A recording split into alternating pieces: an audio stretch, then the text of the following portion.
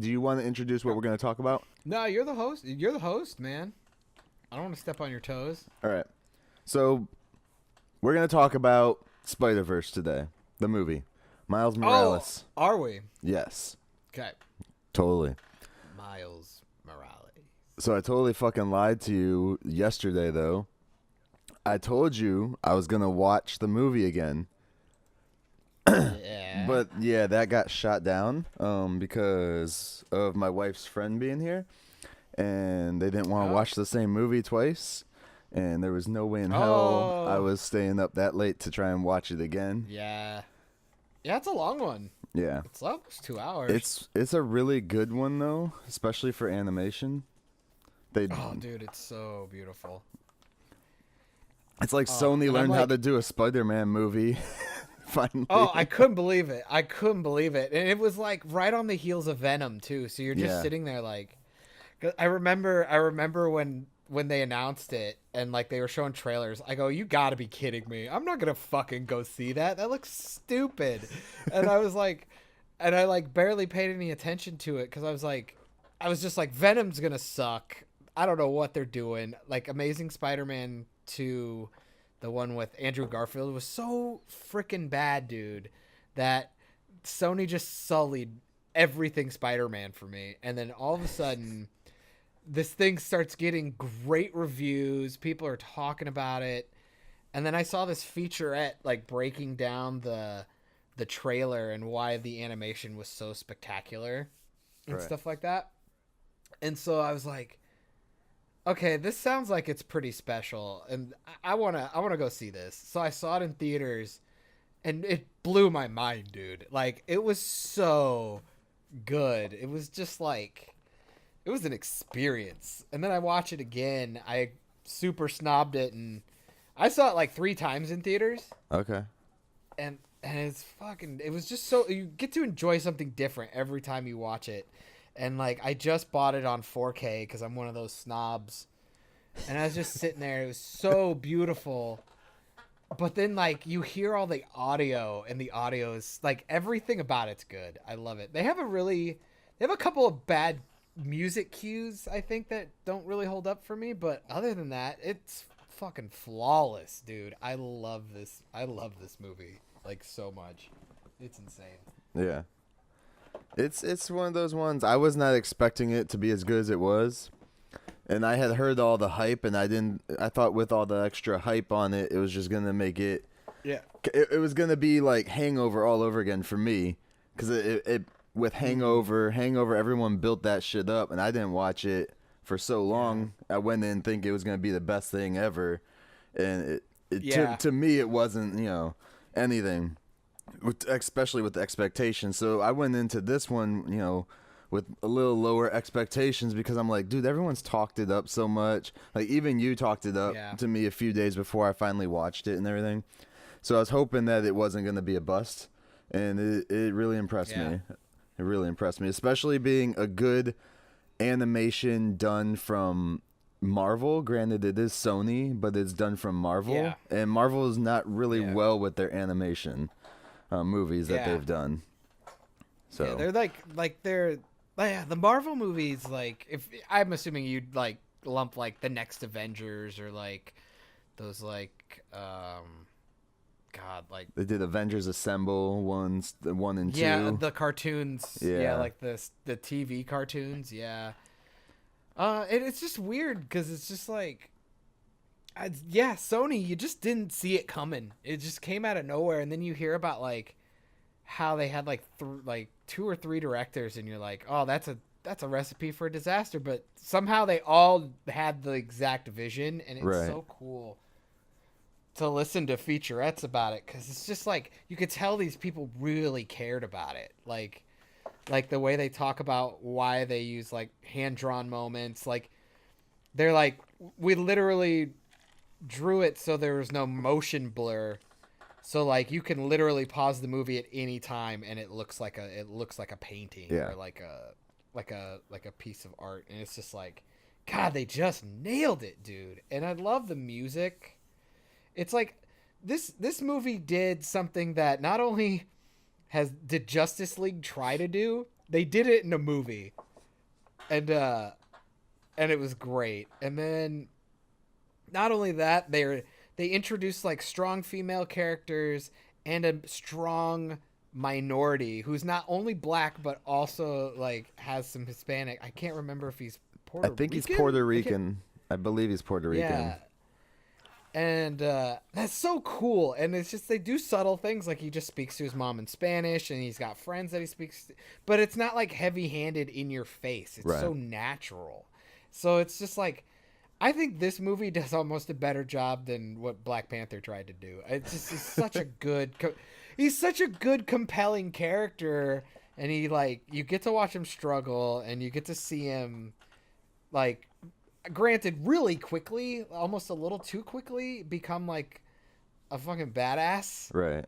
And it was really cool to see that, because, you know, I mean, he goes from like he can barely control his sticking to like he jumps off the building and like all of a sudden he's on the same level. It's like, that's a little hard to swallow, but it's just it's so built and it's so beautifully done that you're like, I don't care. Right. It's fine. It's like with such a good payoff. With cartoons too, your expectations are a little lower on the whole explanation and more of like, let's get to the point type thing.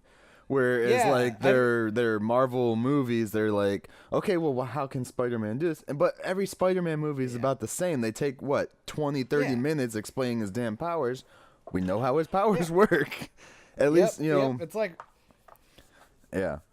Yeah, it's like why bother? It's like, let's just go. It's we grew up in those 30-minute like cartoons, like Saturday morning cartoons. Like, not every episode had to be like canonical and like important and like serialized. It's like every now and then just a story can stand by itself. It's fine. I mean, they don't show like you Rugrats was great about that. Yeah. But even like with X-Men.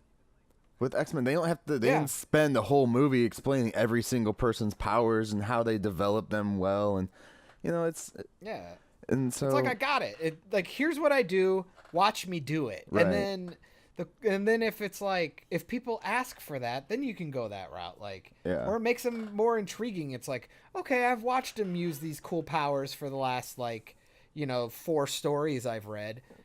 I wonder why he can do that. And then that's a good time to like jump backward and explain it, and that's cool, but you don't need to do it right off the bat and like have it doesn't need to be the central focus of your story. Kind of like with Green Arrow, with Arrow, CW0, they did it on there. He just jumped into his storyline, and then they went back through and showed you this is how he learned these skills and crap like that. And you love and that's a cool thing too, is like, I think they get away with that because they kind of really, in a cheesy way, did those flashbacks, and they always were like really meticulous about how they did those transitions. Yeah. And they were kind of known for it. It was kind of the joke, is that like every season you wanted to see what the transitions were going to be. Right. And what skills he learned that year. Or even just like on a technical level, like how they always try to like transition into like something that looks the same or like symbolic to what's happening. Yeah. And for people that are wondering, we're talking about the Arrow flashbacks, just in case you're not Spiderverse. CW. But no, I was thinking about how I love how they talk about their techniques, like something as just cheesy as like a transition, you know, like, oh, like Oliver would light a match or something and they'd punch in on the flame and then it'd flash back to like a campfire or something on the island. Like they turned into a technical thing, and like I'll say that show was good because of that. The same way this movie's really good. How Spider-Verse takes a bunch of techniques and like meshes them together in a stylistic way. Like sometimes it's like I like the fact that they're just doing something I haven't seen for a while, if I've even seen it before, you know. It's like, I don't really care if I've seen it done before, but if you're doing it in a cooler way, it's like, oh, I can appreciate that. Like, you're not boring me and you're keeping my attention. I think the closest I can remember would probably either be Watchmen. They did it more stylized like that. But of course they went based off of the book too. They tried to get it almost exact, shot for shot. Like even down to like the filters and stuff. Yeah. Like, I thought that just looked Yeah, I love stylized stuff, man. And that stuff will hold up like in the future cuz it's like even if maybe on a technical level it doesn't look as good as it used like it could like, you know, for the time. But at the same time it's like that's what makes it quaint. Is like I know how you did. It's like I was talking about like I was telling Hannah how it's so cool cuz this is hand-drawn animation mixed with like, you know, real computer animation and all that stuff. Right. I'm like it's tangible. It was actually made and they created it by hand. So like it's a technique that 10 years from now it's still going to be cool to watch and look at. Like the same way stop motion always seems to hold up. Like I can watch Nightmare Before Christmas on a 4K TV and still look at it and go, it doesn't look really good. Like it's kind of grainy, but at the same time it's like, but it's cuz you know he's there. Yeah. Like it's neat and it was for the time and it makes it so much more special. And like that's a movie too, Nightmare Before Christmas. They actually keep remastering it so it does still hold up a little better than some of the other stuff. But it's, you know, it's claymation. There's not like a whole lot of visuals there. So it's not like Wolverine and X-Men Origins where his claws are just going to look worse and worse every year. Yeah. God, in X-Men Origins, man, that scene when he's in the fucking when he's in the bathroom when he cuts the sink, I go, oh my God, what is happening? This movie's gone off the rails. Yeah, but I still love that movie. I love it so unironically, it's insane. Like I loved Liev Schreiber as Sabretooth. That was awesome. Yeah, obviously the movie sucks where it sucks. You know, we know about Deadpool, right. That sucks, but God damn it, dude. The Blob is hysterical. I never in a million years thought I'd see the Blob on a movie screen. I almost died. That shit was funny. Now, I need to point something out to everybody who's listening. We're talking about Spiderverse. And granted, we keep getting off topic a little bit, but whatever.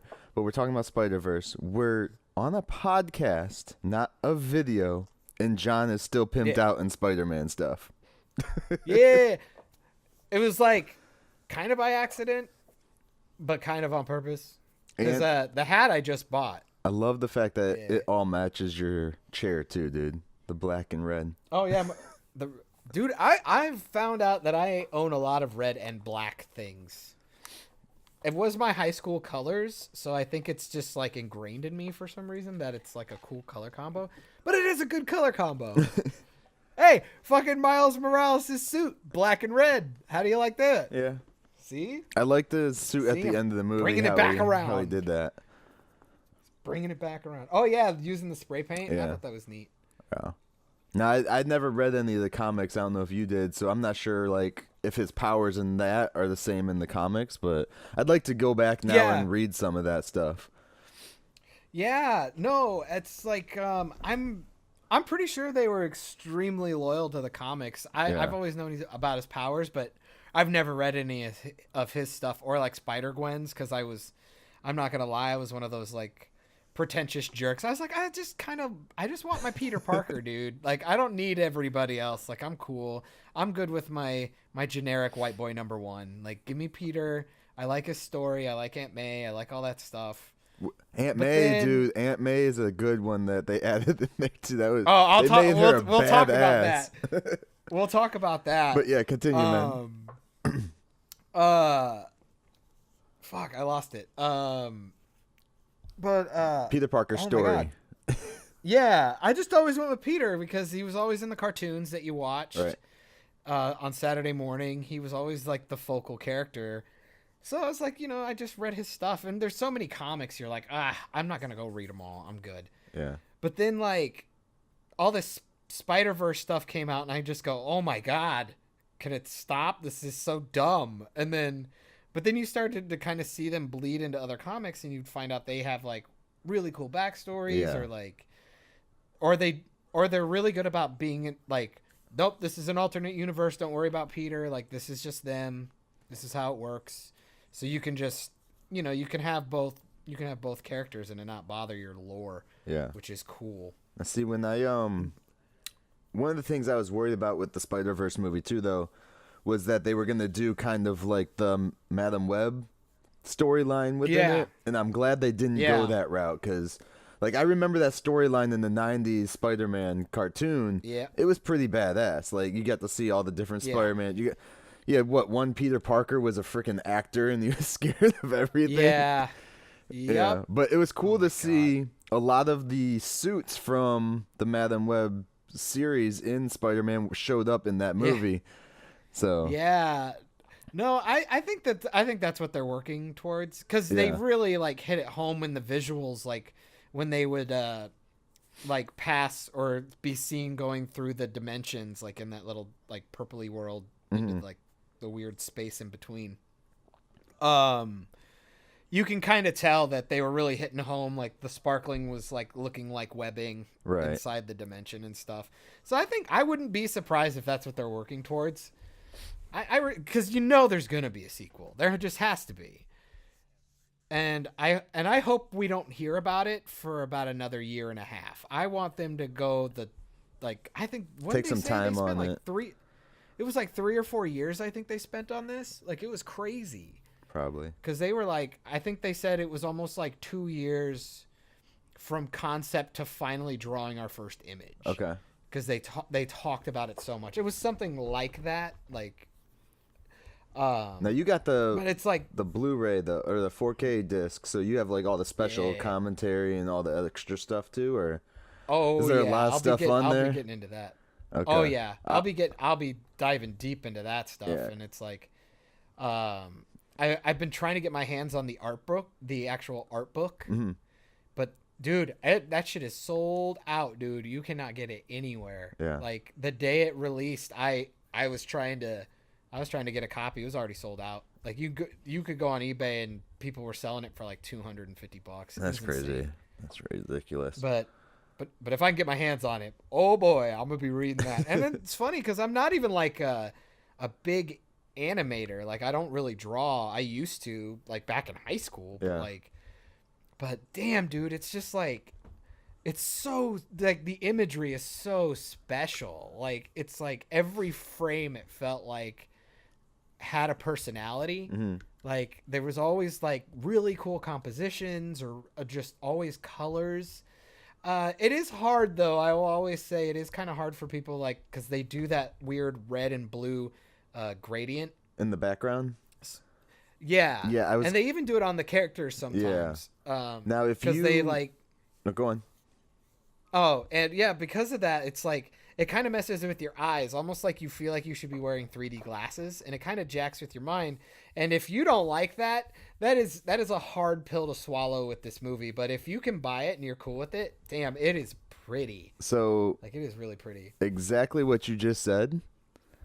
I love the fact of it, but I pulled out my red and blue 3D glasses to look at it, and I was like, is that actually 3D? And there's a little 3D effect in there. I mean, granted, it's not made for 3D, but you get a 3D effect with the background and stuff like that. I was like, oh, that's awesome. No, like, gives you like more depth or something? Yeah, it gives you a little bit more depth. But did you go see it in 3D by chance? Or I know you were talking about that. So I was so mad. No, I work a lot, so it's hard to get out to movies, and especially with one that's 2 hours long. And this movie, I mean, it did pretty good in the box office eventually, but it did not start off strong. I think this movie was completely word of mouth. Like, I was just hearing it from random reviewers on YouTube and like all kinds of stuff, and it was just like, it came out of nowhere, dude. I just never heard about it, and then all of a sudden, all the like reviewers I listened to just started talking about it, and I'm like, okay, let me look at that trailer one more time, and then you just kind of notice it, and you pause on the frames, and it just looks so good. I was like, right, you know what? I'm gonna go check this out. I like Spider-Man, and I mean, shit, I haven't watched a Spider-Man cartoon since like that weird computer animated MTV one that had like like Neil Patrick Harris voiced Peter, I think, or something like that. It was something ridiculous, and I was like, I'll watch a Spider-Man movie. Like, yeah, what the hell? In a cartoon? Sure. Right. And then all of a sudden, man, from the beginning, dude, this movie sets a tone, and it does not hold back. Like, even in the original, like in the opening crawl or whatever, or the opening slate for Paramount, like the chick holding the torch, they'd like do that cool like dimensional crack on it, and like they even like do like the different versions of her. I'm like, oh man, this movie is not fucking around. It is. Here's the tone, here's part of the visual, and then they just, man, from the first frame, they just take off, and I love it. It's so good. God, I could kiss this movie's ass all day. Like, I love the music, because, like, not only did they do the hip-hop stuff really, really well, like, it blended in good, because, you know, a lot of the songs were made for the movie. Right. Like apparently Sunflower... it was a funny story that when they were having that song being made, it hadn't been finished being written yet, so they actually end up the introduction of Myles when he's singing the song. That was like the final thing they animated, because the song they couldn't animate Myles yet because they hadn't heard the song yet. Right. So.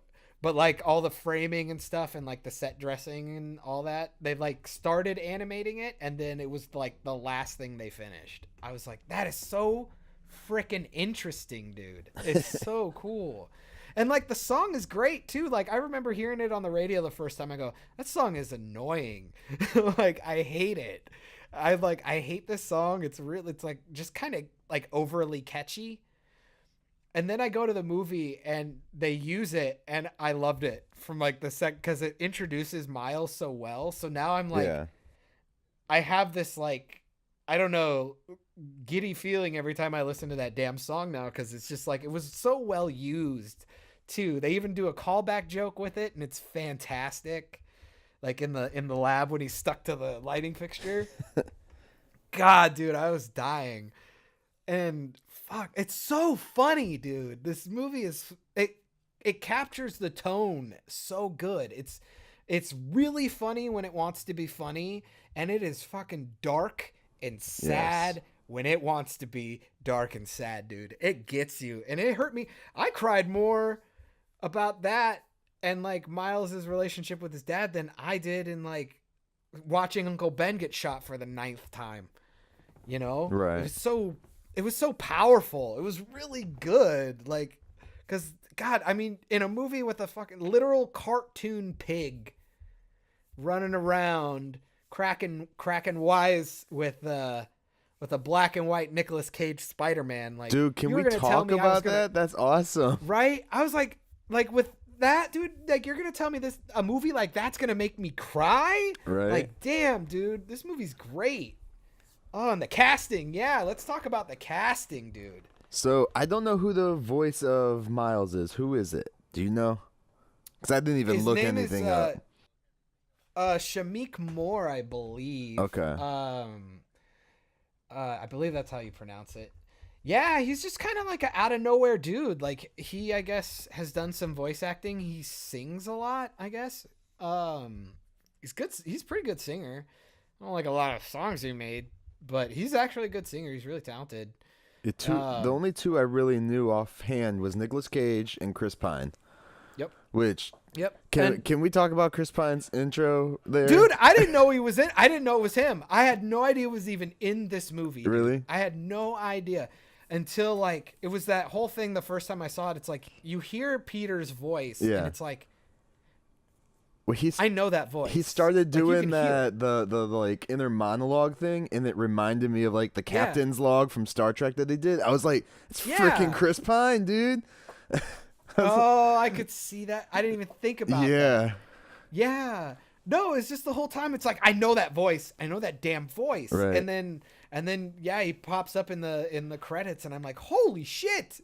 I had no idea it was him. Now, the other guy that played the older Peter Parker from the other dimension, who was Jake that? Johnson. Jake Johnson. That's Jake.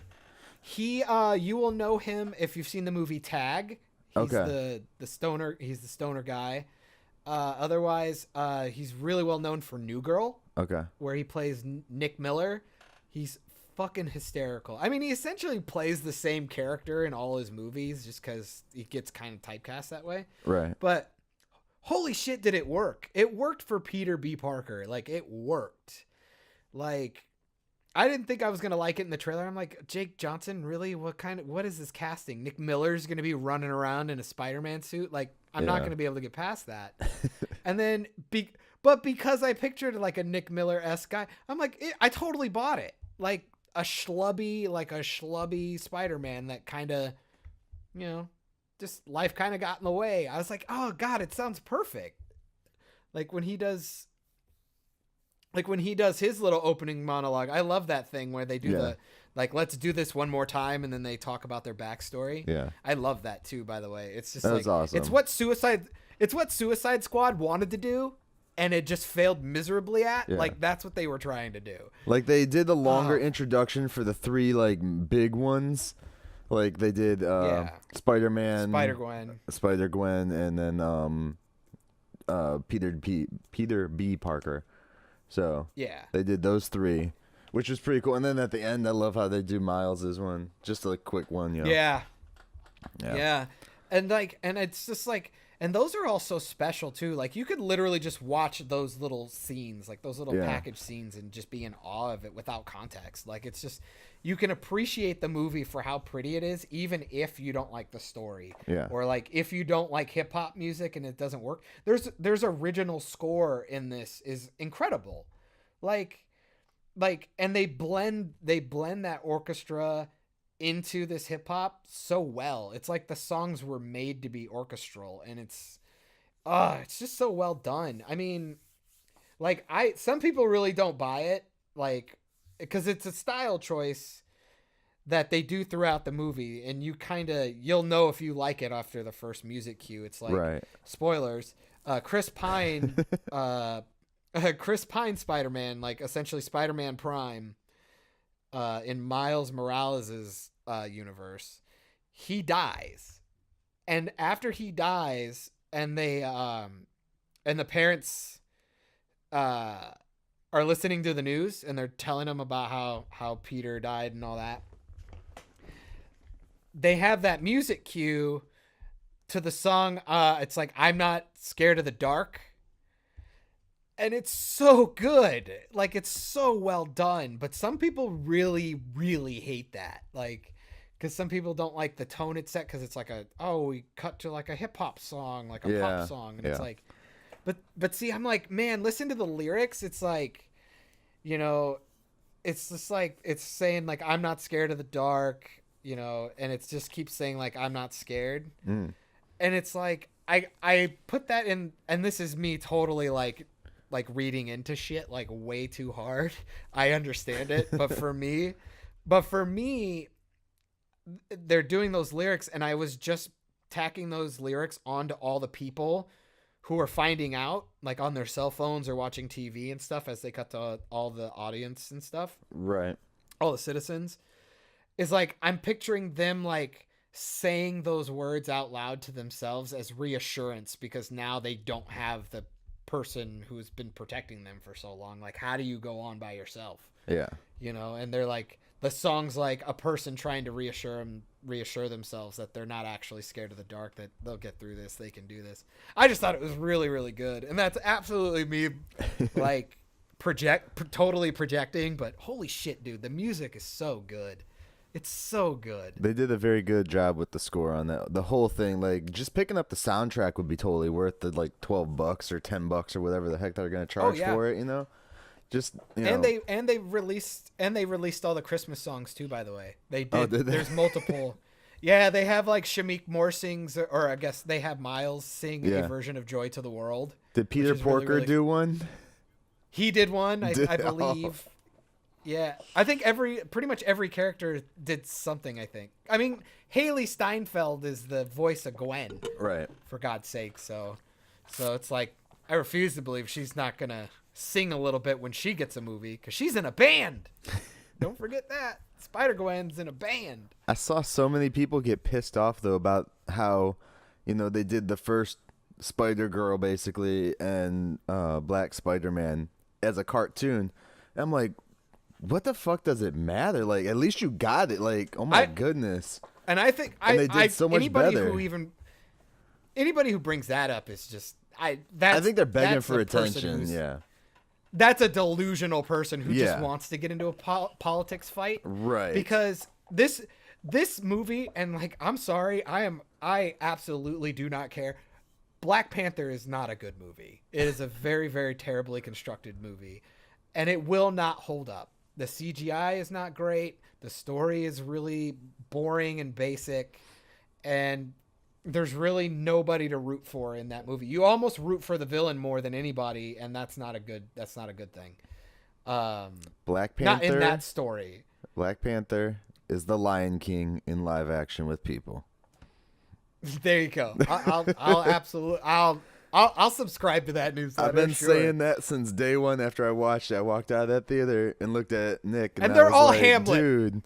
And they're all Hamlet anyway. They're all Hamlet anyway. So, but yeah, it's not gonna stand up. And dude, 5 years, that movie's good. Nobody's watching that again. No. But this movie, people will be talking about 20, 30 years from This now. is something your grandkids will be able to watch easy. Yep. And still and enjoy it'll hold it. up. Yeah. They didn't because do too much in it where it's not like where the stuff that's taking place in it doesn't really coincide with what's going on in society at the moment. So you can still get away with that later, once everything's changed up. No, I'm just like, this movie like totally works on its own. It doesn't need a sequel. Like, I'll be sad if they don't, like, as long as they actually put in the time and stuff and do it right. I want a sequel to this movie. I would love it, but it doesn't need it. Like, the story was so tied up really, really well and did like one of those like satisfying open-ended endings that just felt like more like, and they went off and did more adventures in the future. Right. Kind of like a Princess Bride, like saying, they lived happily ever after. That's how it felt. Like, it felt really bookended to me. So, well, God, man, they opened it up. Good they story. opened the entire universe up with this movie, which is awesome because they can do anything. They can literally now start and go, granted the animation wouldn't be the same, unfortunately, if they did like a TV show because it would cost way too damn much. But now they can go off and do their own, Gwen Stacy TV show. Spider-Girl TV show on Netflix or something. They're not gonna do. They would. They won't do it, but they could. That's what I'm saying. Because Disney's opens up already everything. doing it. No, Disney's already doing it. They already have all that nonsense. Oh yeah, they own they own all that rights and stuff, don't they? Yeah. They're all doing that, and I don't want them to do any of that. I don't want any of that commercial shit in these movies. That's why this movie's good. It got away from all of that. Right. Like literally the biggest like product placement you get hit with is the headphones, the Sony headphones. Like, that's pretty much it. And like, it's Sony. They got to keep tossing that shit in. But I'm like, I didn't care. It didn't bother me. I was actually like, yeah, I totally get it. He's wearing Sony headphones. Awesome to listen to that fucking kick-ass song. Right. That is so good when they introduce him. I'm like, I get it. That's fine. It's not like Transformers 5 when Mark Wahlberg cracks a Bud Light in the middle of the street and slams the bottle down. You know what I mean? Like, or like every freaking music video has the stupid like speaker pod thing in it now. God, every damn like music video does that. I'm like a Dre pill or something. Yeah, something like that. I hate shit like that, and that's why this movie's good. Like, even like the jokes, like those would be the only thing that maybe get dated are the like the billboards for like the stupid fake movies in their universe, like Seth Rogen in that whatever like horse movie. It's like, okay, Seth Rogen reference might not hold up in 20 years, but that's right. That's a sign of the time, though. That's kind of cool. It's like, who the hell is Seth Rogen? You can Google him. Can we talk about the so I want to get back to the original Spider-Man intro. What did you think about them tossing in some of the stuff from the 3 original movies that Sony did? Oh my God, from the Sam Raimi movies? Yeah, and then they freaking made fun of his dance in the third one. I don't know a person you could talk to that understood the reference, who if they got it, did not find that funny. Right. That was awesome, dude. I thought it was great. Make fun of it? And they're like, we don't talk about this. But it also, again, it set up the tone. Yeah. Like, it was ready to break the fourth wall and do those, like, Spidey-Man things and, like and the movie was gonna poke fun at some of its own lore and shit like that. Like, you know, like, come on, dude. The whole this Peter having kind of like a bat cave. Yeah, that was awesome. A little hard to swallow. It's a little hard to swallow, but it's cool though. But it's cool because you hear like the other Peter being like, "Well, mine's a shed in the back. got a futon." You know, it's like he's like, "I have one of these too." Oh, wait. And then he's like, "It's so pretentious." And I'm like, "Yeah, this is great." And like that was, oh god, they just, when they made a decision, man, they went 100% on it and did not care. So I appreciate it because I like a lot of moments that you're just like, either you were all about it or you fucking hated it. Right. Like the design of Kingpin, I really didn't like it the first time I watched it, and then somebody kind of broke it down to why they made that decision. And like, you mean where he was bigger? Like, he was bigger than like the why SUV. He was so huge. Than he yeah, went like in? like he was so huge. Yeah, and just kind of like, he was the only person who was almost like intentionally designed out, like outside of normal human infrastructure. And it was like to make him like this huge menacing black hole. Like he sucks in everything around him, and it's like they kind of did it in the 90s Spider-Man though too. Like back in the 90s Spider-Man, he was a lot bigger. I mean, he wasn't that big compared to everyone else around him. But that was like that was like cartoony. That was like cartoony big guy. Like, you know, like Juggernaut and stuff like that. But like, I'm talking like all the characters in this, all the humans look like humans. Yeah. You know what I mean?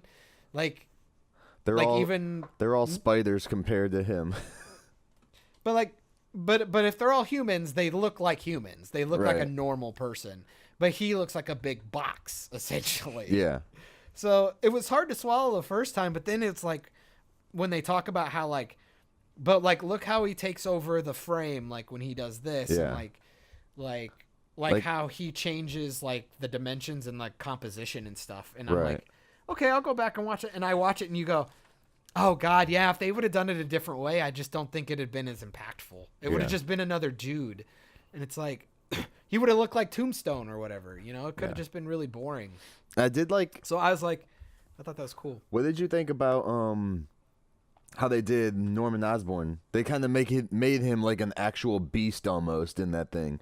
I kind of like am on the they do that. rim on they it. do that in... They actually do that in a lot of the comic books. Do they now? Yeah, and they do it in the Ultimate Spider-Man, I think, that Disney one that had like Drake Bell like voiced. Okay. It's actually pretty good. I like that one. The guy who plays Boy Meets World older brother, the Fine, that guy. Yeah. Okay. That guy who also does like Ron Stoppable, he voices Deadpool when he shows up a couple of times in that cartoon. I could see that too. That would be a good one. Oh, dude, it's way funny. It's super. He's like, dude, every time really funny. Every time he showed up on Girl Meets World, it made the show so much better. Yeah.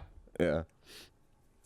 I don't know how you muscled through that show, dude. That is. I gave that 2 episodes, and I'm like, ugh, nope. I'm good. I have kids, you know, so it makes it a little easier, you know. But we have Hulu now, so now we're gonna go making them watch Boy Meets World, all of Boy Meets World. Yeah, there you go. That's a good dad. Then when they get into their teens, it's time to watch Roseanne. Right. No, the good Roseanne, not the new racist one. The Connors, ABC or whatever. Yeah, that one. Okay. So I don't know. I guess I've been kissing this movie's ass for a while. I guess I should. From the last 2 podcasts we've done, you deserve to kiss some movie's ass.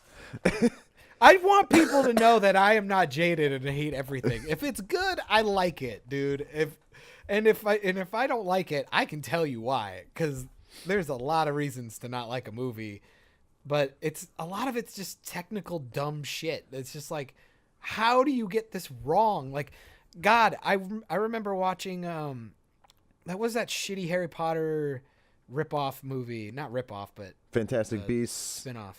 Yeah, the Fantastic Beasts and Where to Find Them or whatever. The first one's okay, but it's more of a kid thing. It's more of a kid thing. They're both bad though. But the both Grindelwald, those movies are terrible. the one that just What do you came mean out it's was a kid horrible. thing? I hate that. Okay. I hate people saying it's a kid So thing. for the Because people kid say that thing- shit about Star Wars. People say that shit about Star Wars. Oh, you mean it's about like when Count Dooku gets his fucking head sliced off? Yeah, we're having a great time. It's hilarious. What about remember when Luke got his hand chopped off by his dad? Yeah, that was hysterical. I'm sure kids love that. Kids totally God love damn that. it. It's insane. Every kid watched Fucking that made for scene and kids. he's like, maybe I'll meet my daddy when I grow up too and get my hand cut off. No, I mean more of like the beasts at the beginning. More when you get towards the end of that movie, it's definitely not a kid's movie because they're going through like the whole possession thing of the first one, and then Crimes of Grindelwald was the second one that Johnny Depp was in a lot more, and that one was it was not good at all. So I heard that they're like I heard they've revamping. retconned so much stuff in that. They movie. they have, but I heard they're going back now onto the third one, and they're like redoing a shitload of stuff to try and fix themselves and make it a lot better. Because I think the third one's going to be the last one in that series. Hopefully. The only reason why I like the first one at all is the fat guy. His character's great. He's like the only good character in that movie, and he's a good comic relief for it too. Oh, and he's just a good character. He's the only guy who does anything. And then and I like the telepathic sexy chick. I liked her too. Yeah. She was fun. She was funny. Have you seen the second one or no? No, God, no. I won't waste my money. Yeah. When I was told, spoiler alert for that movie, Go ahead. for the second one, Dumbledore has a fucking brother now. What? Like, why? Oh yeah, It's so dumb. Yep. Yeah, they retconned all kinds Well, of stuff. Dumbledore did have a brother in Harry Potter. He did have a brother in that. Did he? Yeah. Well, if not, he does now, or like. No, he did have a can't, brother like- because we watched all the Harry Potters right before we started watching Fantastic Beasts with the kids. And they're dude. like introducing like wizard sex crimes exist now, too. That's cool. oh, Like we're hypnotizing people to fall in love with you and shit. They were- like, what the hell? no, it's wizards aren't supposed to Craziness. marry a normal person. Craziness. Wizards aren't supposed to be with Craziness. normal people. So the chick had to hypnotize the dude to get him to want to marry her because he didn't want to marry her. So because if she did, she would die. Yeah, because that's better. Right. God, It that was movie's really stupid. fucked This up. movie's stupid. It's so stupid. I was watching. The I only was like, thing that what? the same thing I love about the first one is the same thing that makes me hate that movie more than anything. Is it made me want Eddie Redmayne to be the Doctor in Doctor Who. Like, it felt like I was I could watching see a that, Doctor dude. Who episode. It felt like a Doctor Who episode. It literally, I will tell people, it felt like Pokemon meets Doctor Who. Because it's just like, Newt's just a Pokemon trainer, dude. That's all it is. And he's got a gigantic suitcase Pokeball. It might as well be red and white. Like, I'm telling you. Like, he even uses them like Pokemon in the second movie. He like the lion thing pops out and he's like, fucking use teleport. And then they teleport somewhere. and then he puts them back in his Pokeball. It's so dumb. The movie sucks. I don't know how I went from loving Spider-Man to hating. There we go. The first movie sucks from John today. God, that movie sucks my wiener. Well, and I was gonna be. And I was trying to. Hey, let me tell you, with Spider-Man Into the Spider-Verse, there are some things I didn't like, but it doesn't make it a bad movie now. It just there are things I didn't like, and that's all. I did like them making Aunt May kind of a badass. Yeah. Because, like, they've been doing that a lot in the comics and the cartoons and stuff, like giving her something to do, which is kind of cool, instead of being like an old frail lady. Right. I mean, I'm still not super down with the fact that I kind of want to bang the new iteration of Aunt May. That's really weird. But, like, I think they did really good with this movie. Like, they aged her old, but she's still swinging a bat, being like, take it outside. Well, that's Bam. because, Spider-Man was supposed to be a lot older, too, now. In what you're talking about with the MCU Sony crossover shit, he's a lot younger, so, of course, your aunt's going to be a little younger. blah blah blah. Well, or like Aunt May. Well, like Aunt May was like 90 in the Sam Raimi ones. Like, yeah, you know what I mean? That was weird though. So yeah, but they always made like, Aunt May really old and everything else. So I think it was like a turnaround with the MCU crossover one. Yeah, where they put which her I'm totally young. cool with. But like I said, it gives the character something to do. She doesn't have to be the frail lady either knitting or being abducted. Right. Like, she can do stuff. She can at least leave the house and get groceries if she wants, for God's sake. But I do hate how they kind of introduced her, though. It was like the first like really bad tone issue that the movie had. The scene right after Gwen, Myles, and Peter B. Parker meet Aunt May at the doorstep. Mm-hmm. They have this really good exchange, Aunt May and Peter, you know, about how you look like him and but a little thicker, you know, another fat joke, which is that running joke is hilarious. It's so funny. But they have this really somber moment, which is really, really well done. And then pretty much 2 seconds later, hard cut to her like kicking out her own back door. Right. And no, that's not a sexual euphemism. They literally go, hey, we need to fix this goober. Like, can we do it? And they go to the shed. They hard cut to like an action joke where she like kicks out her own back door. Right. Like, just freaking open the door. Yeah. I was like, this is really dumb. And they had her like march like she was about to fight something. I was like, okay, could I don't like the idea that she did that every time she went to the shed. It's like Peter needs me to like send him a message from the spider cave. Okay, time to go kick out my back door to go to the shed. Like, her and Alfred would make a good couple. It was just so dumb. Like, I was just like, they have the somber moment, and then she could have just opened the door like a normal person and go, you know, here's that's when they got back into like the it is an animation, remember that type moment. That's how I felt. I was like, it kind of pushed me back into that fact, you know. Well, see, what I felt the movie was trying to do there was like, here's her plucky personality. She's gonna take care of herself. She's not gonna be. It's like, I get that. We didn't need it, like, because it would have been much cooler when she grabs the bat and hits the scorpion dude or whoever and says, take it outside. Like, that would have been such a cooler. It would have been a cooler moment. Right. It would have it might have even come out of nowhere. Like, you know, she's in on it, and you know she's probably been in the thick of it once or twice, so she can handle herself. Right. It's like it would have been nice to see that in the house when they have to fight the whole crew of bad guys. Mm-hmm. That would have been cooler. It would have been a better reveal than her kicking out a fucking back door for a nonsense like joke or something. I just thought it was really dumb. Nah. It just it took me back. It took me out of the moment. And then there was a song cue that I really didn't like, and I can't remember which one it was. It was like, I think it was like, right after Myles was like doing his like ascension thing, like he couldn't get out of his like when he finally exploded the webbing. Mm-hmm. I think it was that one. There was just a bad. I have to go back and watch it, but there's a really bad transition of music. Like, they tried to do that whole hip hop, like, cut to him like having a big, like, almost montage moment. Right. and I just did not like it. It was pretty brutal. I think it was I don't think it was when he was jumping off the building at the end, because I actually really liked that scene, or at least I liked the score on it. But now, what did you think about once they get through the shed, after she kicks the fucking door down, and then they go into the shed? Yeah. They're down in the shed. They're looking at all the costumes. You get to see the armored Spider-Man costume that, for me, I love that because I have that action figure still. Yeah, and it was fun. And you got to see all the different ones. All that stuff. But then, well, it pokes fun, and it felt like it pokes fun at Batman too, right, which I thought was funny. Kind of like a little nudge at DC. I thought that was funny. Yeah. But then, like, all of a sudden, the other three freaking universe Spider-Men are there.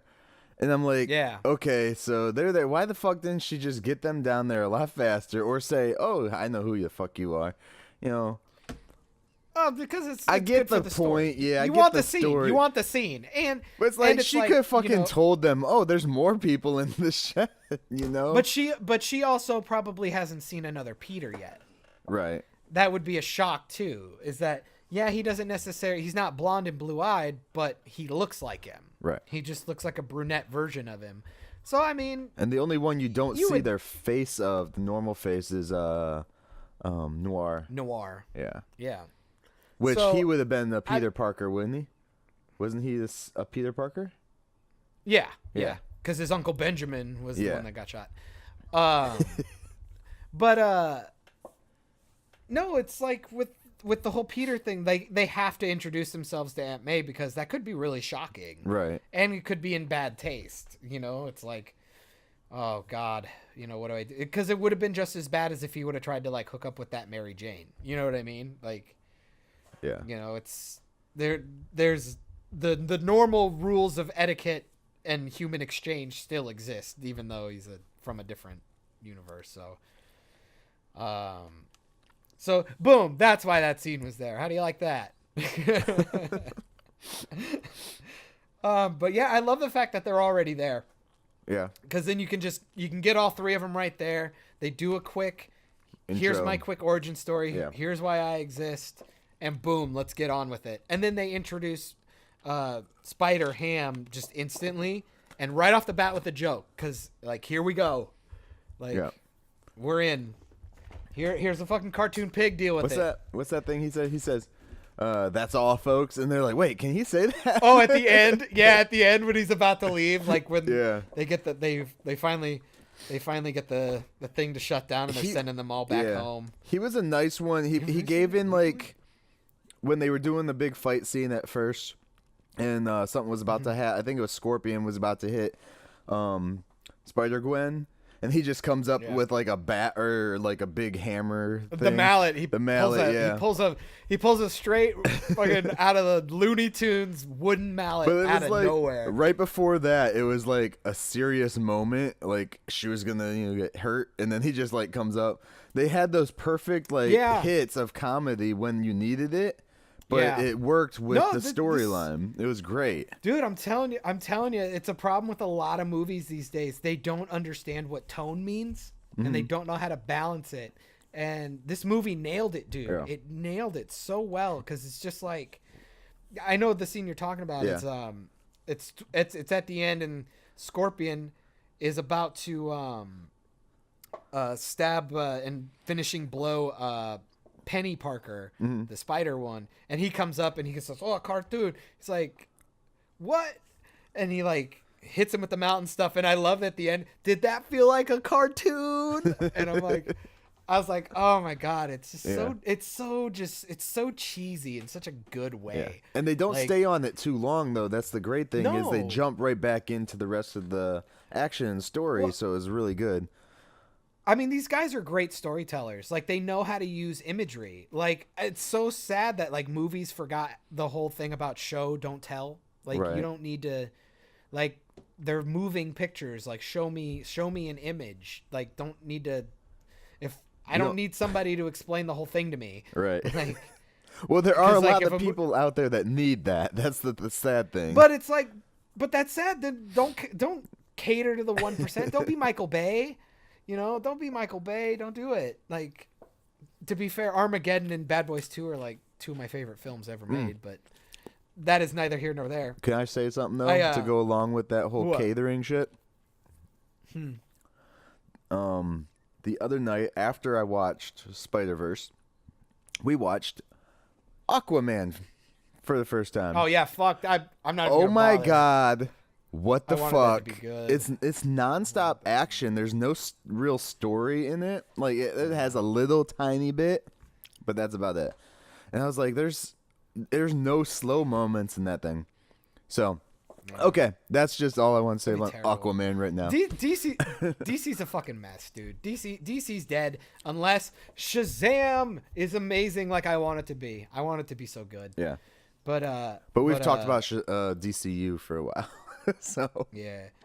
No, this Spider-Man movie, dude, is just, it's so good. Like, this movie not only gets tone stuff well, but they understand what subtlety is. You know, like I said, like, people can't help themselves, like, when they just create a female character for the sake of it, or like, here's generic Asian Rose Tico for no reason, just so we can be diverse. See how and then they just beat you over the head with it. Right. This, dude, you almost forget about the Puerto Rican heritage of Myles. Like, you hear him talking, how he says his last name, Morales. Like, it's so good. It's subtle stuff. Like, he only talks in Spanish to a few friends. And then, like, when Scorpion gets introduced in the fight, he speaks.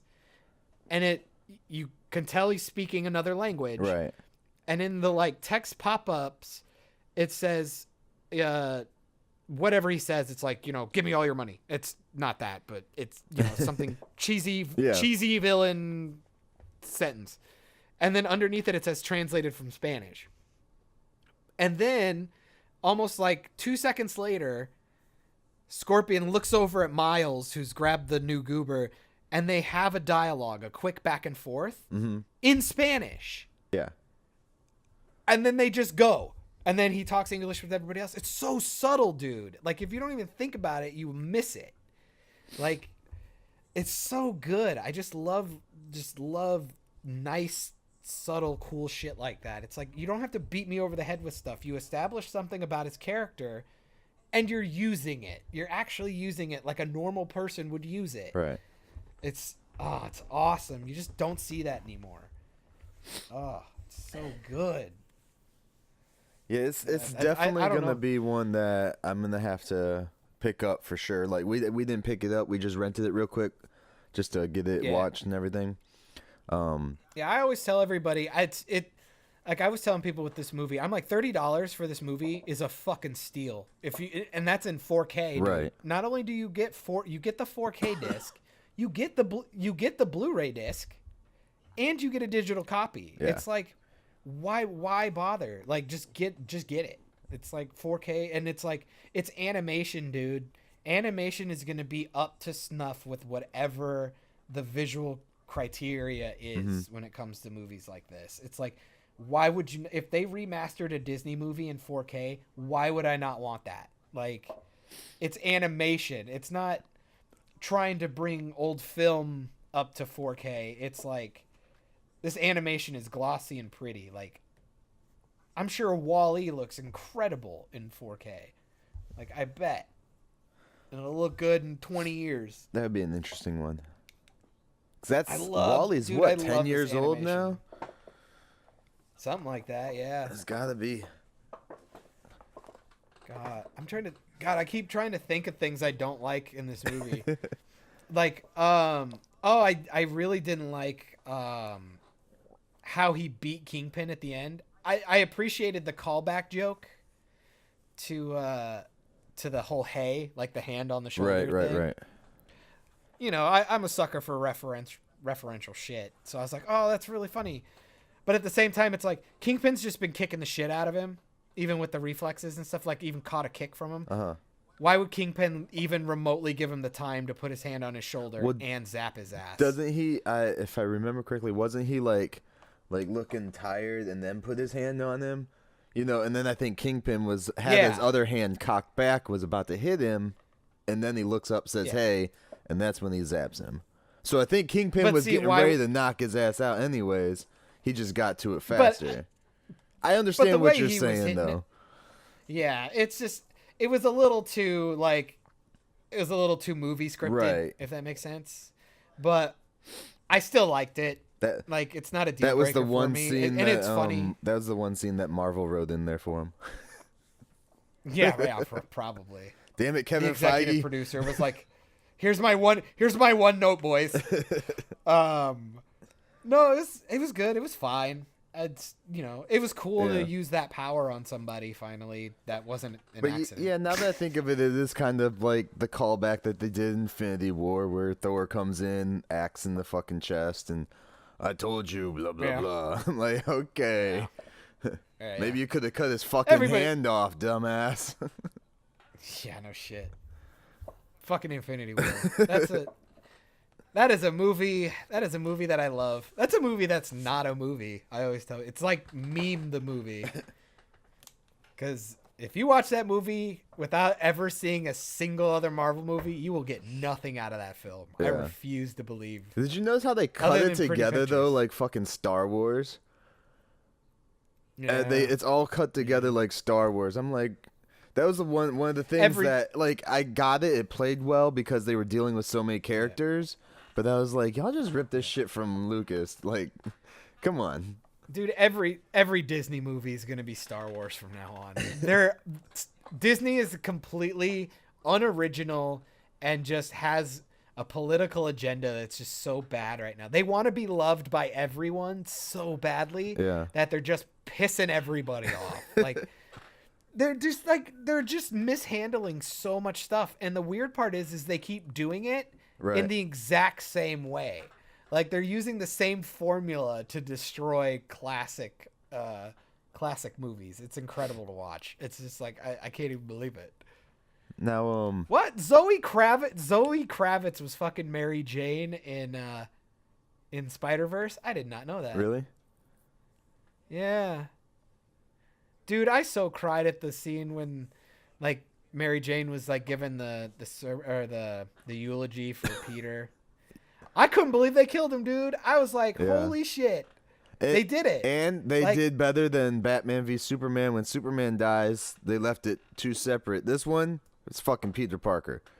That's who you fucking worship. Dead. You need to worship this motherfucker. And he's dead. He is dead, dude. Well, it's like another thing. Where they balance the tone. They set the stakes, dude. Yeah. That is a problem with a lot of Marvel movies and a lot of movies now in general. There are no stakes anymore. It's like, I don't believe for a second you're gonna kill any single person on this screen right now. Right. Like, I don't care what you're saying. See, I did. And then all of a sudden, I did on Infinity War when Iron Man got stabbed, because I'm like, the fuck you're gonna kill Tony, dude. That's different. But I know what you mean. Like every other Marvel movie, yeah. Or like it's always like the villain. Any DC or Star Wars movie now. It's like, look at those DC movies. Like Wonder Woman, she's getting tossed through trucks and explosions and barrels, and I don't even think she bleeds the entire movie. Right. I think she got hit once and bleeds. I think it was like a scratch or something. Yeah, and like she doesn't even like get dirt on her at some point. Like there's not even smudging from smoke and stuff. And that's a big problem with these movies. Like, well, that's the thing. They'll go through a plane crash, they'll roll, and then they'll get up, and it's like a little bit of dirt on their face and like a little cut under their eye, and that's it. It's like, are you fucking That's kidding the other me thing, right now? And then they'll be healed in 5 minutes. When they go back and forth, again, we're on Marvel. But when they go back this is actually like Wonder Woman technically, so DC. So the Wonder Woman movies are always period pieces so far. The next one I think takes place in the 80s. Yeah. We know there's no high stakes there. She's going to fucking live and the world's not going to get destroyed because everything else has happened. Yeah. And then see, my problem then the problem turns into it's still bad writing. Yeah. Like you can absolutely care make about a great people. story. Even if you know she's not gonna die, you don't know that the people that you establish around her won't. Right. So if you can make me care about them, that's more important. Case in point, fucking Bucky, dude. Yeah. People cared about Bucky. Like, you knew you weren't going to kill Captain Rogers. Like, come on. Like, who cares? But guess what? They killed Stanley Tucci, and you were bummed about that. And then they kill Bucky, and you're like, what? Oh, that sucks. So then when he comes back as the Winter Soldier, it's so much more impactful. Right. You can do cool shit like that. But for some reason, they cannot get over every plot has to be the whole world is at stake. Yeah. It's like, that's why Spider-Man Homecoming's a good movie, because it played in its own wheelhouse. It goes, literally, even the villain says, we need to stay low enough under the radar to not get on the Avengers agenda. It's like, yeah, duh. Like, why are we not getting more movies? That's why Punisher works. Yeah. like on Netflix, or like Daredevil works in any iteration. And I like with Homecoming too. I like the Ben Affleck Daredevil. It's so bad, but I love it. With Homecoming though, terribly good. They also explain like, you know, whenever you watch these movies, like when I was watching Aquaman, I was like, why the fuck doesn't he just reach out to Bruce Wayne to get help? Like, just reach out to Suicide him Squad. And Superman, you know, like, just reach out to them and to get help to stop this war. And I don't know if you've seen it or not, but it's a basic DC movie. But, yeah, like, with Homecoming, he tried to explain to Tony Stark what was going on. Yeah. And Tony was just like, what the fuck ever. So it wasn't and even. The story's interesting. Yeah, it's interesting because I mean, even think about it. At the end of the day, if Spider-Man wins, he put away one guy and a couple of henchmen. Yeah, like that's it. But it was a super interesting story. Right. Like, it's just like you're not special, you stupid Hollywood writers. You are not gonna change the end of the world stakes overnight. Yeah. Like it's just nobody cares. It's too big. When the stakes are too big, it just goes, well. Okay. And especially with, either the world ends or it doesn't. With the stuff that they just did last year with Infinity War, it's like, how are you going to top that? You're not going to top that ending. Yeah. There's no topping it. I don't give a shit who you kill off. You're not going to top killing off the half the universe. That's different though. That's all set up. That's all set up stuff. It is. Like I'm talking like. But I know what you mean. Suicide Squad. The world doesn't need to end. Right. Like for a bunch of idiots. They should just be doing what they did in the comics or in the really good animated movies, like breaking into breaking into a military base. Or Suicide Squad would have been a better movie if Joker was their main villain instead of this like god thing. That Joker had no business being on a movie screen. It still would have made the movie a little better, a little more grounded. Every time he was on screen. Every time he was the most cartoony of them all, dude, doing that like, or whatever the hell he was doing. Did that fucking thing with his hand. He's so lame, dude. He was so lame. Everything about him was lame. All the stupid tattoos. He sucked. Harley Quinn was so much more engaging than him, and it's just like, it's just like, Yeah. Oh. That movie sucks. Before I forget, when you were talking about Wonder Woman not being able to get hurt, you know how you know she walks through all that shit. So this isn't gonna spoil nothing for you, but there's a scene they might even have tossed it in the trailer, in fucking Aquaman, dude. They literally shoot a rocket at the dude, hit him in the fucking chest, and he's just perfectly fine. Well, because he's Jason Momoa, bro. You can't kill Jason Momoa. Fuck. He climbs walls, dude. I really want to see. He goes climbing. I want to see Jason Momoa and The Rock in a movie together, dude. Make it a buddy cop movie. Brothers. Yeah. I want like a Step Brothers in Hawaii with them. That's what I want. That'd be awesome. Is The Rock gonna be in the Shazam movie? I heard he was supposed to be a villain or something. He's Black Adam. Okay. Like his Zod to. His Superman. Yeah. Or whatever. Yeah, they already had it, but I think that was when they were doing like the DCE universe stuff. I think they're dialing that back right now. They want Shazam to play on its own, and then I bet you'll still see, and you'll still probably see him in the sequel. Mm-hmm. But I think they want to stay away from being like Shazam's in the same universe as Superman and Batman and all those guys. I think they want to try and. Since they're watching that implode like everyone else, I hope that I think they want to sit on the sideline and create their own. I just hope that Shazam's by itself, especially because they freaking. I want it to be good. In the trailer, they have fucking Shazam grab a Batman toy and throw that to dude. Yeah. I'm like, why are you all making toys of a vigilante that you're not supposed to? Like, come on. Yeah. I hate shit like that. I hate stuff like that, and like when they use like real news reporters. In movies. I fucking hate that. It's so dumb. The news reporters love it, That's when I knew DCEU was fucking lame. Like, I was just like, stop. I don't want to see CNN and Gotham, you fucking asshat. That's the type of shit they did in Sharknado. It's just fucking... Well, but that's just a shitty parody movie. It doesn't belong in my multi-billion-dollar franchise. Like, stop. Like, you fucking retards. But, they need to get back back to basics on their stuff. But no, hopefully Shazam's good. Yeah. I could Wonder Woman is just not great. I mean, it's a lot better than all their other movies, so I'll give them that. Like, but I mean, the bar wasn't really set all that high. It's the best female lead movie that we have for superheroes. Ooh, be hard to argue that. Yeah. Because what else do we have? Captain Marvel and Supergirl. Supergirl from the 80s. 1980s. Which that movie's fucked up, dude. I still watch it though. Yeah, because I almost would have said Hit Girl, but I don't think she didn't get her own movie. No, Kick-Ass was still the star in both of them. Yeah, because the movie was named after him both times, but yeah. Yeah. So she had more presence in the second right. one, but I know that. But no, it wasn't necessarily. But they did that in Watchmen as well. The was it Hawker? Silk Spectre. Okay, yeah. She. Yeah. No, I mean, but that's just she gets that title because of lack of ambition from everyone else. Right. But I mean. You know, who else are you going to talk about? The fucking Catwoman, Halle Berry? Like, come on. That's like Elektra, like that fucking garbage mess of a movie. Oh, yeah, I forgot about Elektra, Jennifer Garner. dude. Jennifer, yeah. The spin-off from Daredevil. Who did that? Fox? That was rough. Did Fox do that one? Or Fuck yeah, it was Fox, dude. Was of course. it? They fucked everything up back in the day.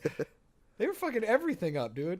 No, and I was like, to be fair, I mean, how did Disney get them then? If Fox had Daredevil and all that shit, like how did Disney get them before the deal? I don't remember.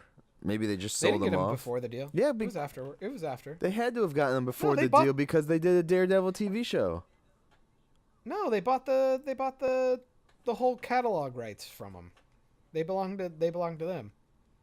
And then you also got to remember that sometimes they had movie deals, but they could do a TV show. Right. Like how Hulk TV shows are different than movies, yeah. or like we can still print comics, but we can't write a movie. Right.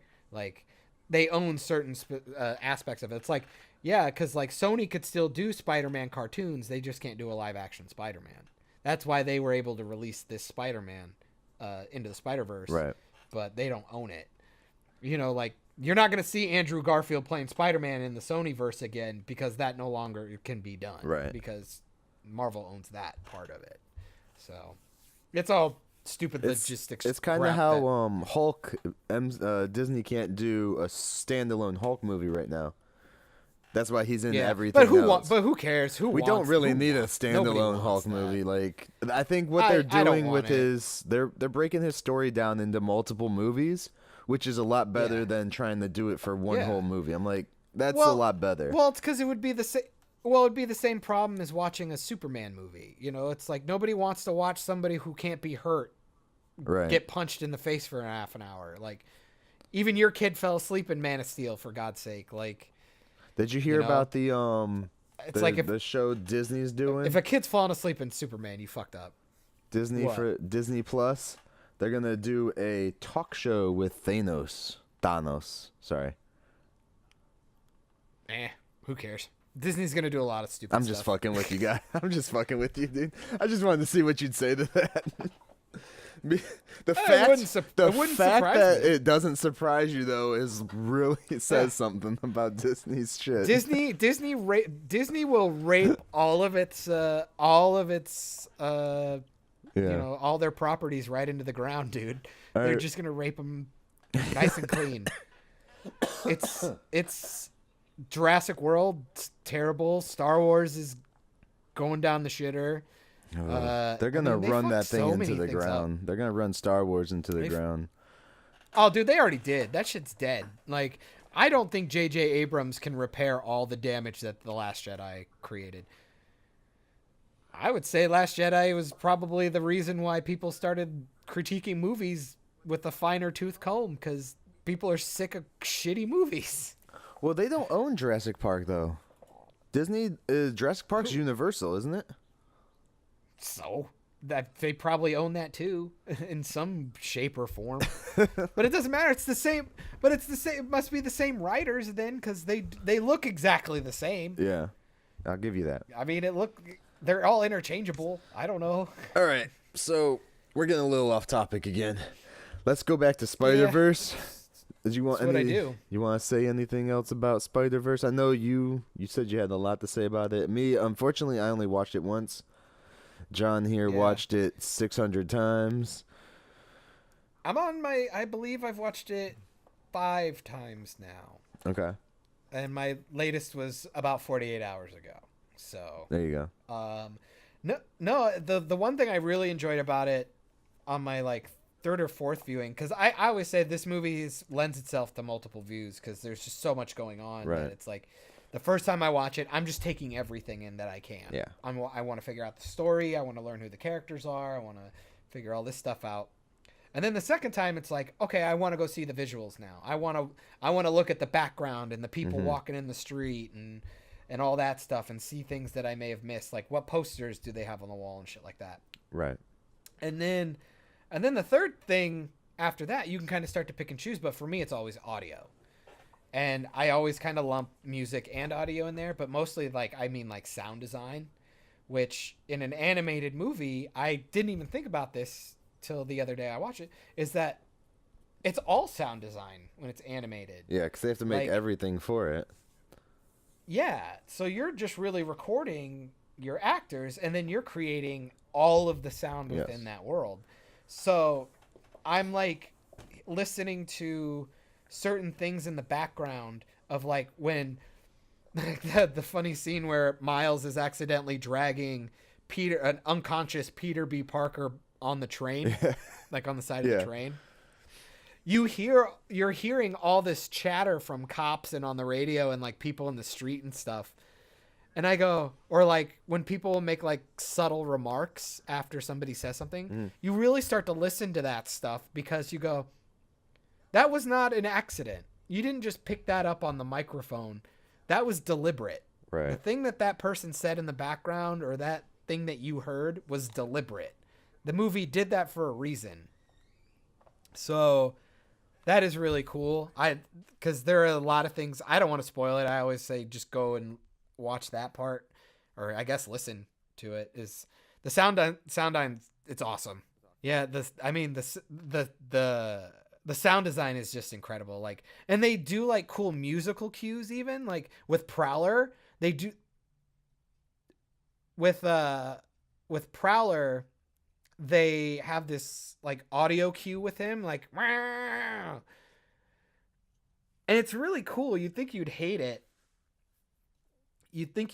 Like after like the 3rd or 4th time they do it, but it's like the sound is so menacing that you just, I don't know. It's cool that it's like the, I don't know. It's like the equivalent of back in the day, like how like every character had like their own little theme music, right? Like when they'd walk in and out, or like the bullies would show up. Remember, like in fucking Power Rangers, when Bulk and Skull would show up, and I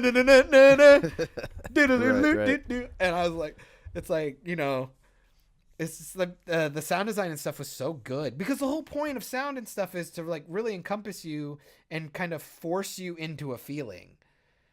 So it's like, when it's really well done, you just got to learn to appreciate it. And it's like this movie does it so well. Yeah. It's insane. Yeah, it's like it's a really good movie. And I don't know, like I do want a sequel. Some of the soundtrack could be bad, but yeah. I really do want a sequel for it, but again, like you said earlier, you know, I wanted the sequel to come out in like, 2 years or so. So they put the same amount of time into not only not only the animation and the sound, of course, but the script. I want it to be a good I want it to be a good story. Yeah. It seemed like they were trying to introduce some type of story with the little stinger at the end, so yeah, and it's like they didn't even need to do it because it's like the story lends itself to it. You know, it's like as soon as you give you alternate universes, it's like you can do all kinds of stuff. Yeah. Like, do we pair them up and do a buddy one? Do we just do a single one? Right. Like, do we just do a SpiderGwen movie? Like, only? Or like, and I think they got the guy, I think that Oscar Isaac was the Spider-Man from Nueva York or whatever. in the final scene, Right. you know, when he goes back to the 1960s Spider-Man or whatever in the cartoon. Yeah. And they're pointing at each other. I think that's Oscar Isaac. Fucking Poe Dameron. I could be wrong. But I have the fucking cast right in front of me. Why don't I just look at I love the fact that the Stinger though brings in 2099 Spider-Man. Just because I have a fascination with it. I remember reading the 2099 comics. I still have some somewhere around the house, but I love that action figure too, like from the 90s. I believe it was Playmates did their really cool one. I know you're not into toys or anything, but yeah, I'm like, I couldn't tell you. He was the first Spider-Man to have a cape, which was awesome, which I thought was really cool when dude had a cape and I think it was Myles put on a cape, and there's like, we don't do capes. Yeah. I love that joke too. So and I love that it comes back. I love the fact that it comes back and it's just like, what does he say? It's like, take that off. It's disrespectful. Right. I was like, that's so, like, I'm telling you, dude, that Nick Miller-esque persona of his works so good with this Spider-Man. Just this aloof kind of a dick, kind of like a shitty uncle. Like I just it plays so well. It's so good. And like, yeah, I mean, I really want a sequel. I just want to make sure it's not like, I just don't want it to be like a studio product movie, like, you know, just like just a shitty, like, oh look, we hit all the beats. Right. Yeah, it would bum me out. Yeah. Yeah, it's because this movie is just so good. And like I said, it can stand on its own, so just as long as they don't like fuck up the world that they made, I'm cool. Yeah. So make it, but please give it the time. So my oldest kid just brought me his 2099 Spider-Man. It's like those 12-inch figure guys. He looks like the Punisher. Yeah. Looks like a Punisher. He does. This one unfortunately did not come with a cape. He got it for his birthday like a couple of years back. You know, they're those stupid little, I can move my legs and arms and that's it thing. But yeah, the Walmart Target brand. Yeah, the ones that, you know, the Marvel ones always cost like $10-15. The Hulk one was like $20 and ridiculous prices. Kids don't know toys anymore. No. Well, they need those old GI Joes that, like, when the rubber band would snap your finger off when the leg fell off. I will say some of the best toys that I've seen still made were the 2013 series of the Ninja Turtles. Those ones were very well made. They had a lot of good mobility to them. But remember those fucking goofy ass ones that you could like open up the back of their shell and they like turned into the little turtles and then you could like morph them back to the big ones? I have two of those. I got Donatello and Michelangelo, and then I got a giant one that's like I got a giant tall. one too. I got a Raph. Yeah. Yeah, I got a Raph one of those. Is he right? Oh. Found that at a secondhand store. He's right here. No, I'm telling you, if you better watch this movie a couple more times, dude. Oh, I will. You'll be missing out. We're gonna pick it up, and then I went to Best Buy actually the day we were gonna watch it, and they had no copies in 4K, and I was like, I'm not gonna waste money on the Blu-ray. So yeah. Dude, can I tell you, this movie, God, I've hated it for a while. I hate that the movie comes out on digital a whole month before the disc. I just want to light the world on fire every time. Like, I'm like, it takes everything in my soul not to buy the movie. Because it's like, I can watch it and I want to watch it. But it's like, dude, it looks so much better in 4K. Like, playing in a 4K device. It just looks so much better. Yeah. That's what I keep trying to tell Nick, because she always wants, you know, she doesn't care how it is. She'll go and freaking rent a DVD version of the movie at Redbox. I'm like, no, Blu-ray. At least Blu-ray. Oh. Yeah, especially with animation. Like, some movies don't lend itself to the HD experience. Like, you don't need it. Right. Kind of like how some movies, like, who cares if it's in 3D? Like, it doesn't matter. But, animation lends itself to the best technology you can get. Like, you want to see it in that crisp look. Like, I'm on a 55-inch LED, like, 4K TV. I can see, like, every single little, like, hexagonal, like, octagonal little blip that they put on to, like, do like that Spider-Man skin thing. Like it's just oh god, it's just so pretty and it's pristine. Like yeah, this movie, I'm telling you, it's gonna hold up. I think people are sleeping on it still. Like yes, it won an Oscar, but it's not like everybody went out and watched it like Black Panther did. Right. Like they did with Black Panther. I'm telling you, people in 5 or 10 years, this is going to be that movie that people still talk about. Like this is going to be in a conversation of like best Spider-Man movie ever made. Oh yeah. Type conversation.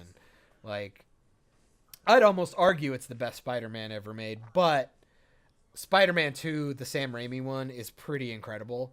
Doc Ock. I love that was shot so well and the story was really well done. Yeah. Acting was phenomenal. Fucking Homecoming's really good, but it is kind of that cliche Marvel stuff. Right. Mixed with a little bit of they did this on the CW a bunch, so we're going to throw that in there too, kind of like but you know, it worked for the story and I even bought it. I still kind of like it and I think it's cute. But like, you know, it wasn't breaking new ground or anything. I'm interested to see how the new one is Far From Home with Mysterio, because that one looks pretty. I'm curious. It feels like it might be a mess, right? But that's one of those people that you have to do a really good job on, though, because I feel like there's a following for him. And I hate Mysterio, Jake Gyllenhaal. So, yeah, but that's the thing. I fucking hate Jake There's Gyllenhaal. a lot of people that hate I him. can't. So I already have to. I mean, he's not a bad actor. He's good. He's whatever. Something about his face. It makes me angry. It's like, I think it might be ever since he was in Prince of Persia. I just hate him. Like, it's like I wanted to see this movie and he'd be wearing that stupid ass wig. So it was like cool action scene. And then all of a sudden it cuts to him like going, huh, like pushing his hair back. Like, I'm just like, oh, it just sucks. Nah, this movie kicks ass. Like, yeah, if you can watch it in 4K, watch this bitch in 4K. I actually recommend my next viewing, because I'm going to be doing, well, actually, I'm going to do it 2 more times, because I still haven't done commentary. I'm all about, I want commentary so bad. I'm going to watch this movie 1 more time wearing headphones, like my nice Sennheisers. Shout out to Sennheiser. Yeah, dude, I'm going to listen to that bitch with my headphones on, and I think I'm going to love every second. Yeah. But yeah, if you haven't seen it, go see it. If you can see it in 4K, watch that shit in 4K.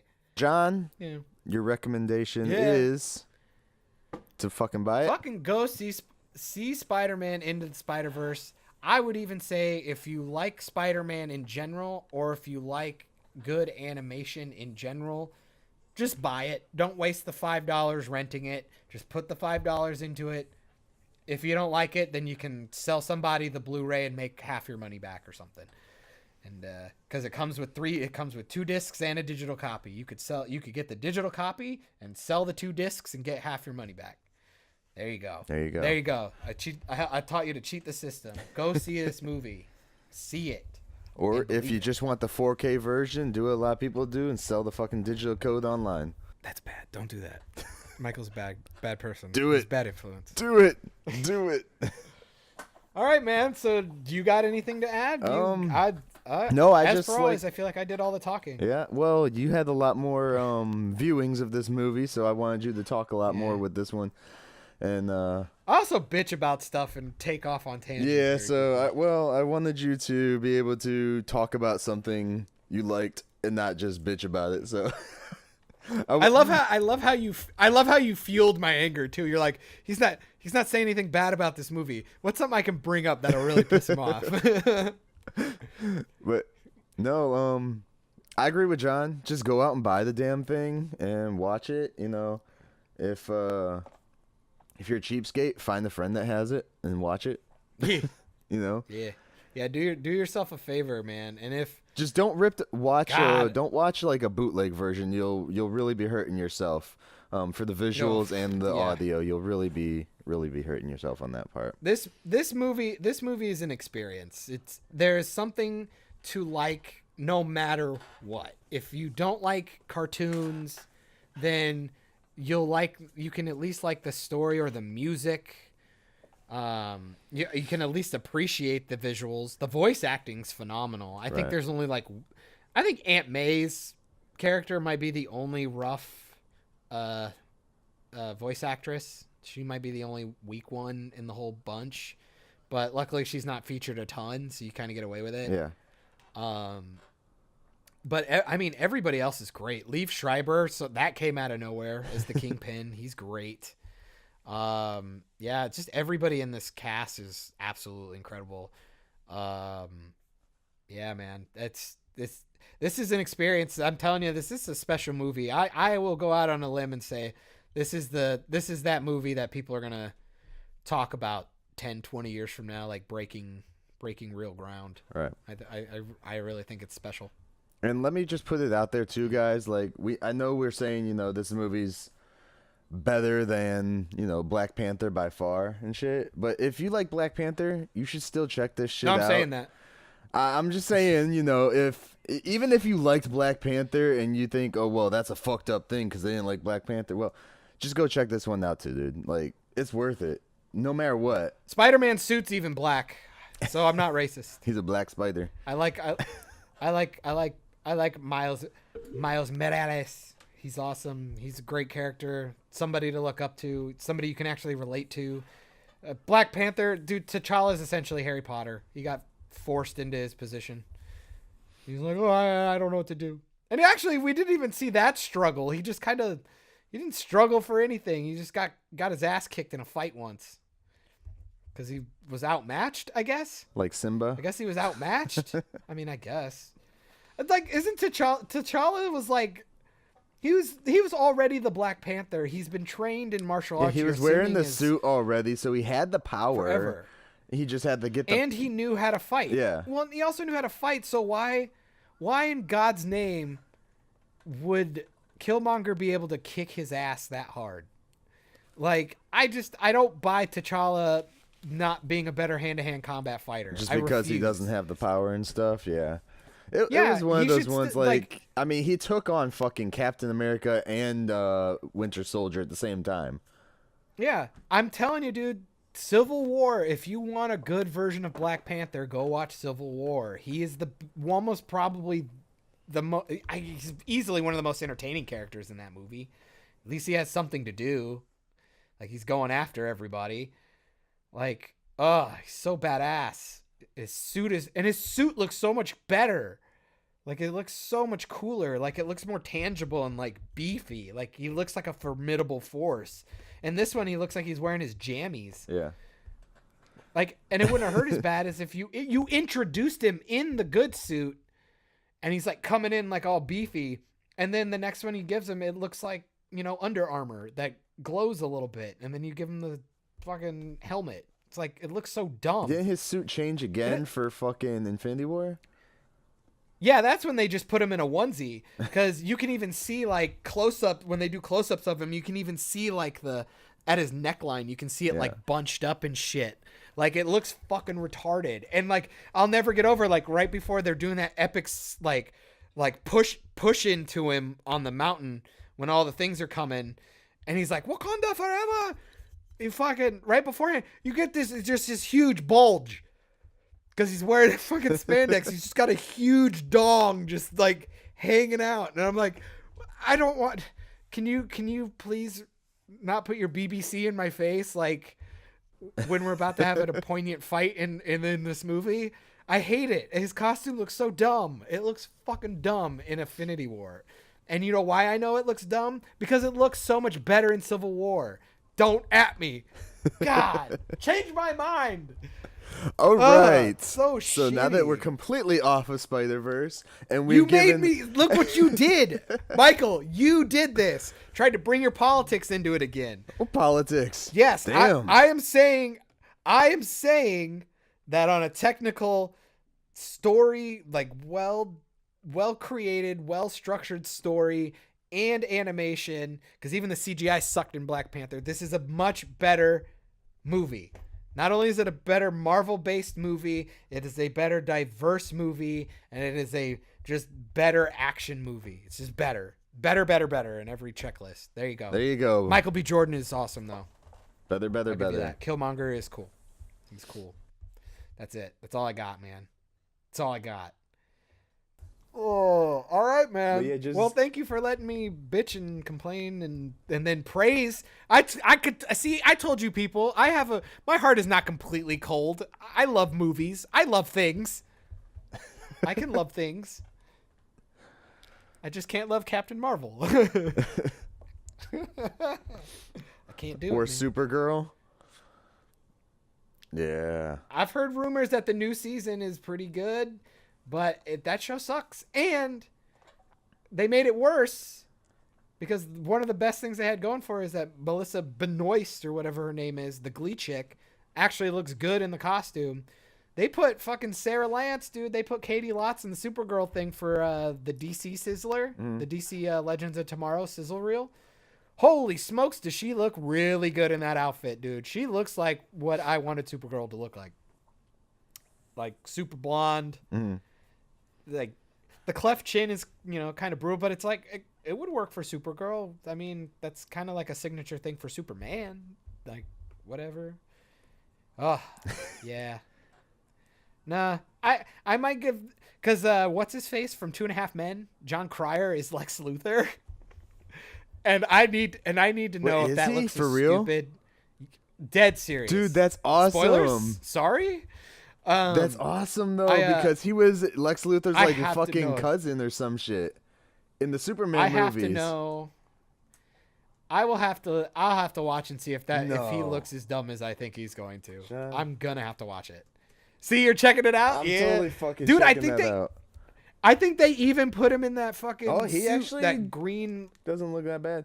But no, he was Lex Luthor's fucking. I love how you're like, he doesn't look that shit, bad. Dude. He's bald. He's bald. Yeah. He's just a bald white guy. What do you mean? He's got the beard. How do you get that wrong? They got a side by side of Lex Does Luthor. Lex Luthor doesn't have a beard? No, they have a side by side of a photo of Lex Luthor from the comics, and him. But they I think they even put him in that big ass like suit that he has. Oh, that big green ass the Lexer suit, that mech suit. Yeah. The Lexer armor or whatever. That's pretty cool. But anyway, thanks for letting me talk. Yeah, man. And bitch and moan and whatever, and you'll have to let us all know what you think about Spiderverse on your multiple viewings. Will do. All right, later, nerds. All right, guys, that's it for this episode of Operation Babble, episode 3, Into the Spiderverse. We hope that you like what you heard. If you have any comments about the Spiderverse, whether you liked it, hated it, whether you liked this podcast or hated it, let us know in the comments wherever you're listening, and we will get back to you as soon as we can. Again, thank you for listening to Operation Babble. You can find this podcast on soundcloud.com/Operation Babble or facebook.com/Myke Shrews, MYKESHREWS, and also on YouTube at Myke Shrews, MYKESHREWS. You have a great day, guys.